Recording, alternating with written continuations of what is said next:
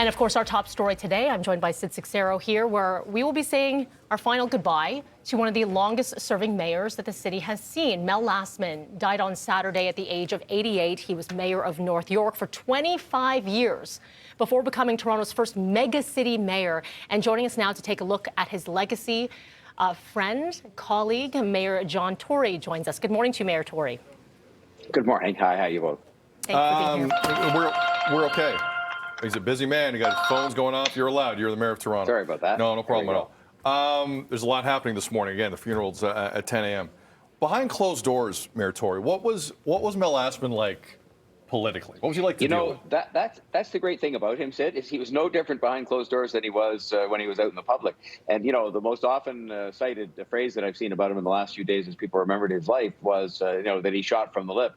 And people didn't mean that in a critical way. They just meant that what you saw was what you got. And what he said was what was in his head. And sometimes it was controversial because he was just kind of telling it the way it was. But, behind closed doors, he was the same way. He was kind of a shy person in a certain way. I know that sounds ridiculous about Mayor Mel, but he was, in a certain way, a very shy, humble sort of person. But at the same time, he was capable because he told it the way it was of saying things that people would just shake their head in astonishment. But, he got things done. People loved him. I walked down the street with him many a time, and it was just extraordinary to see how people, had that kind of personal relationship with him as their mayor and as somebody that they just they liked him. They liked him as much as anything else.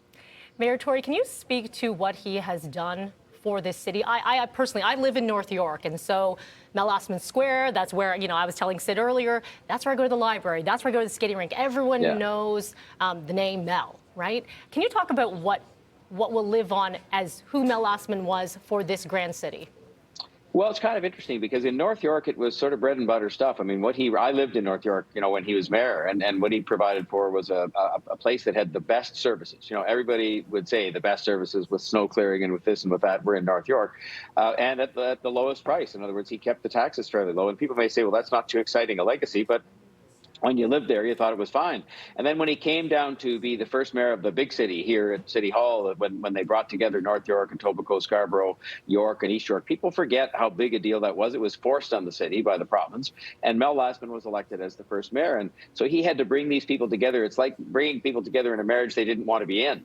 And so he did that through the force of his personality and through, just being the kind of a leader that told it the way it was. And, that's a legacy that's very important, too, because the mega city, as they called it, could have been a spectacular failure. And in fact, I think it has allowed Toronto to grow and be strong. And he was the first mayor elected to do that. And so I think the North York legacy is one that was just built a very solid.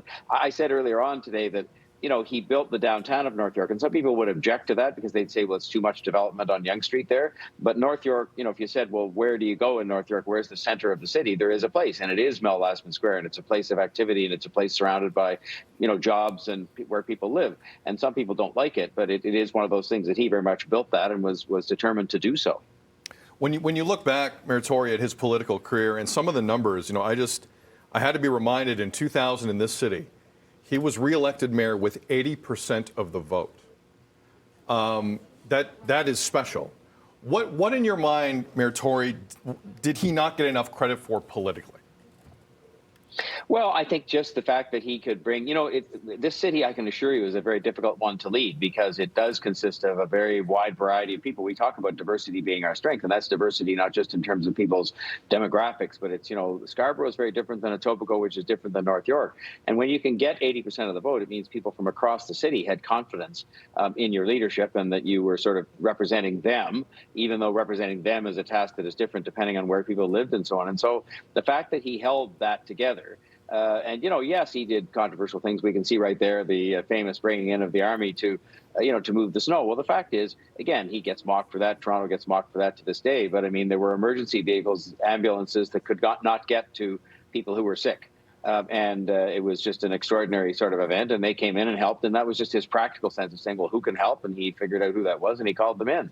But, so I just think it was pulling everything together that will be, something that is not exciting, and it's not a great building you can stand and look at in awe or something like that. But he brought this city to a position where it could gain the kind of strength that has gained in subsequent years, including the present, where we're a powerhouse in the world. People don't realize that in terms of our growth, even in terms of how we're handling the pandemic.